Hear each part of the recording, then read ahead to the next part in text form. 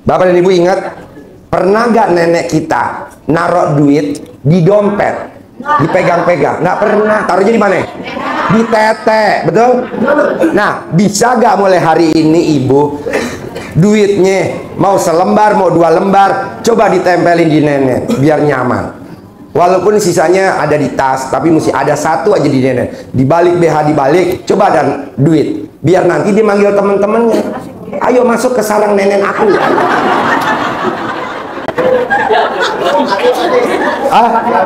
Kalau laki-laki, zaman dulu kakek kita nyimpen duit di mana? Diikat pinggang, ya kan? Nah, coba diikat pinggang, disempilin selembar aja buat syarat. Takut hilang, ya udah pakai duit yang 1000-an bisa. Yang penting kan duit. Kalau 100.000 takutnya hilang, rugi kan? 1000-an aja ikat. Coba nanti kalau nggak pada datang. Ini ilmu zaman dulu. Assalamualaikum warahmatullahi wabarakatuh. Selamat datang di Ruang Testimoni. Tempatnya testimoni orang-orang sukses pastinya. Dan tidak banyak basa-basi lagi, mari kita simak video berikut ini.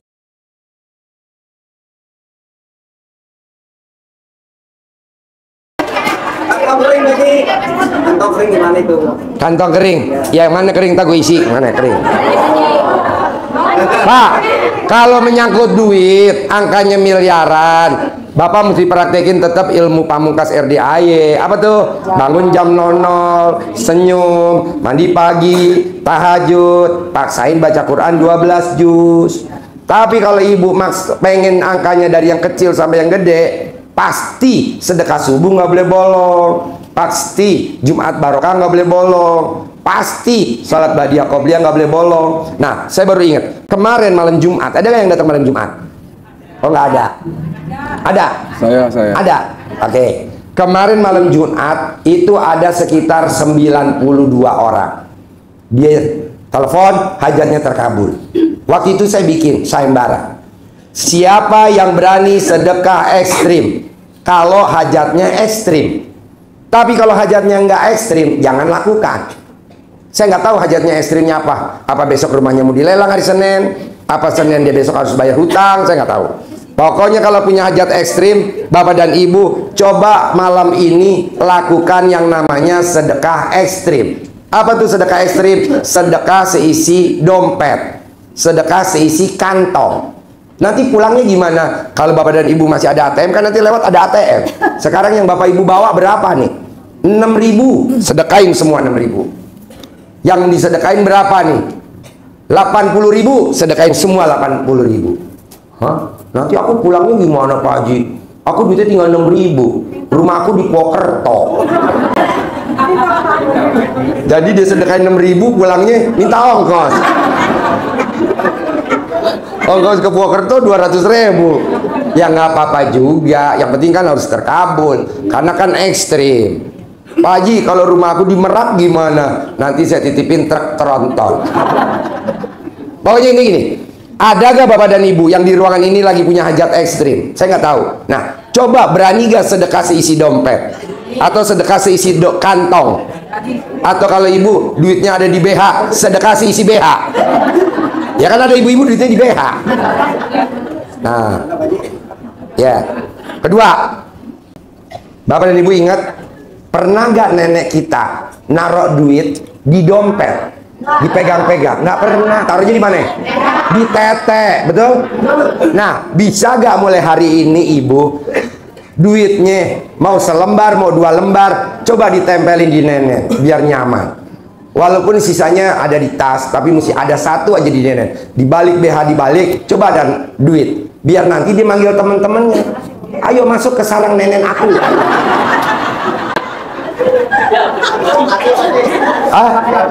Kalau laki-laki, zaman dulu kakek kita nyimpen duit di mana?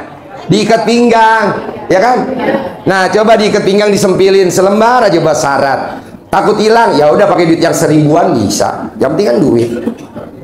Kalau 100.000 takutnya hilang, rugi kan? 1000-an aja ikat. Coba nanti kalau nggak pada datang. Ini ilmu zaman dulu. Jadi orang nggak mau bayar utang gimana ya?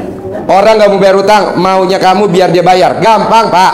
Tulis namanya, cari fotonya, taruh di meja. Bapak colek palkon Bapak, uyak-uyakin di hidungnya dia. Sehari berapa kali Pak Haji? Hah? Sehari berapa kali? Sampai mukanya berubah.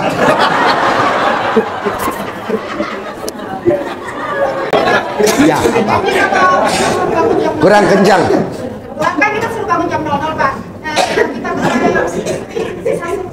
punya tidur itu Pak, terus gimana? Nggak usah tidur, langsung mandi jam 00, jadi nggak tidur. Itu apa? Mandinya keramas atau? Keramas, semua yang ada rambutnya mesti disampoin. Kalau yang nggak disampoin, nggak ada rambutnya agak lemot. Penyakit kulit digosok pakai cadar ibu bekas pakai. Ini kedua ya Pak, ini ilmu baru juga nih kalau Bapak ingat. Dulu zamannya nenek Bapak masih ingat, Bapak masih punya orang tua. Dulu kalau anak kita mau ujian, dia melakukan apa coba? Ingat-ingat. Biar pinter, biar ujiannya bisa. Zaman dulu. Hah? Oh iya, bukan itu, bukan. Hah? Disangkanya suruh tidur di depan pintu kecilan kain gitu. Oh iya boleh. Ada juga, ada lagi? Buku dibakar, terus diminum. Coba, gimana caranya biar kalau kita punya anak pengen juara 1 padahal anak kita blow on? Aku silakan. Ya betul, tapi kan ada lagi yang pamungkas. Lain Bapak dan Ibu, kalau pengen dipraktekin ilmu RDAY, mau buat yang positif ataupun negatif, manjur banget. Apa tuh? Sebelum Bapak dan Ibu pergi dari rumah, paksain Ibu mandi keramas pakai oman atau jerami padi. Merang. Coba tanya si neneknya ibunya ibu. Emang? Hah? Lo betelor di situ. Iya zaman dulu. Jadi orang zaman dulu Pak Bu, kita mau minta apa aja, kalau pengen yang kita ucapin terkabul, dia mandi Bu pakai merang dibakar, hitam-hitamnya pakai buat keramas, buat apa aja. Tapi habis itu dijelaskan ke sampul apa? Nggak apa-apa. Ini manjur. Coba praktekin. Ini nggak ada zaman sekarang. Dari segini banyak aja nggak kejawab. Maksud saya tuh ilmu zaman dulu jangan disepelein, itu manjur banget. Oke? Ya, sip. Ada yang nanya lagi? Siapa yang mau nanya? Ya? Apa? Dia nanya belum? Apa pertanyaannya? Teriak. Hah? Ya kenapa?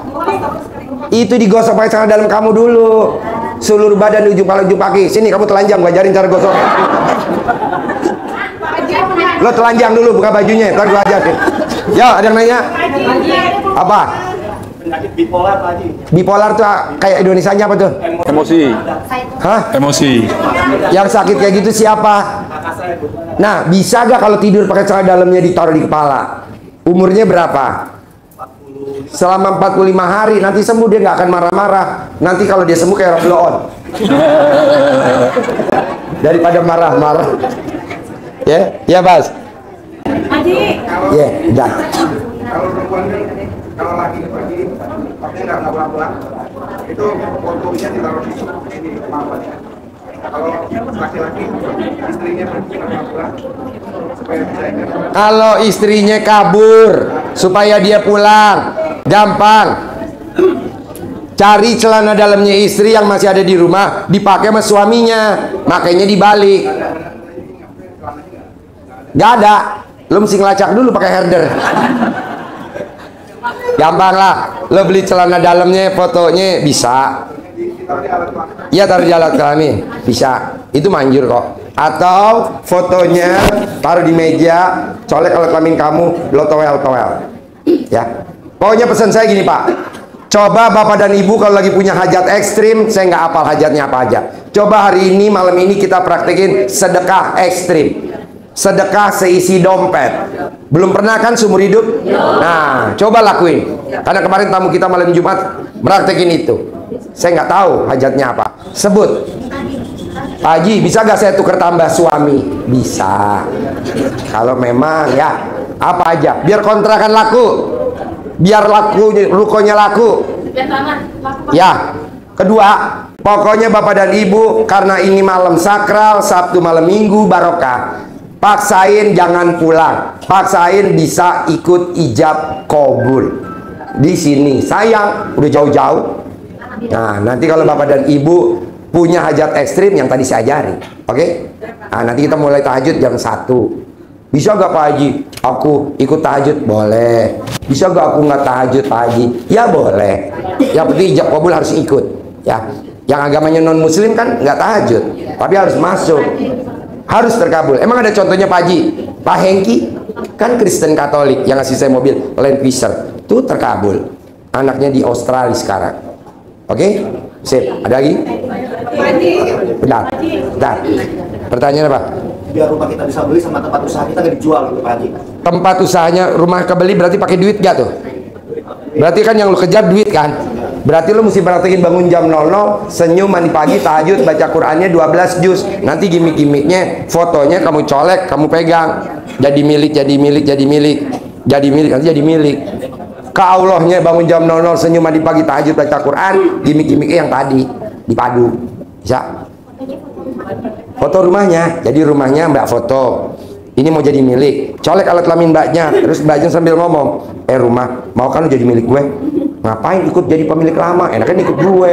Kalau ikut gue, ntar malam gue bacain Quran sama tahajud. Kalau pemilik yang lama kan enggak, rumahnya dikontrak-kontrakin. Nah, mau ikut gue, jadi dia ngomong. Harapan saya, semoga siapa saja yang telah menonton video ini jadi terinspirasi, dan saya doakan semoga semua hajat Bapak Ibu semuanya bisa cepat terkabul, dan saya doakan Ibu Bapak semuanya bisa secepatnya datang ke RDIY dan bertemu dengan Pak Haji dan anak-anak yatim tentunya. Amin amin ya rabbal alamin. Assalamualaikum warahmatullahi wabarakatuh.